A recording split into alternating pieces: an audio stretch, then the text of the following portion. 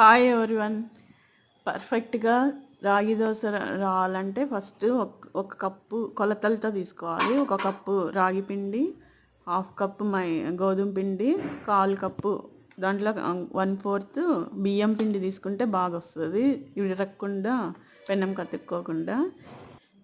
అవన్నీ వేసేసి నీళ్ళు వేసి మిక్స్ చేసి సాల్ట్ సరిపడా చిటికడు వంట సోడా వేసేసి ఒక అరగంట పక్కన పెట్టేస్తే పిండి బాగా పొంగుతుంది దోశ పిండిలాగా. తర్వాత అట్లా దోశలాగా వేసేసుకొని హెల్తీ బ్రేక్ఫాస్ట్ షుగర్ పేషెంట్స్కి, పిల్లలకి, ఎవరికైనా ఎప్పుడు టిఫిన్ రొటీన్ టిఫిన్ బోర్ కొట్టినప్పుడు ఇట్లా ట్రై చేయండి. బాయ్.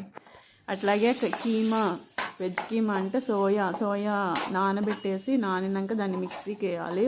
ఒక్క రౌండ్ వేయాలా, ఎక్కువ మెత్తగా కాకూడదు. టమాటా ఎర్రగడ్డ వేసి సోయా మిక్సీకి వేసింది వేసేసి బాగా ఫ్రై చేయాలి ఫస్ట్. తర్వాత ఉప్పు, పసుపు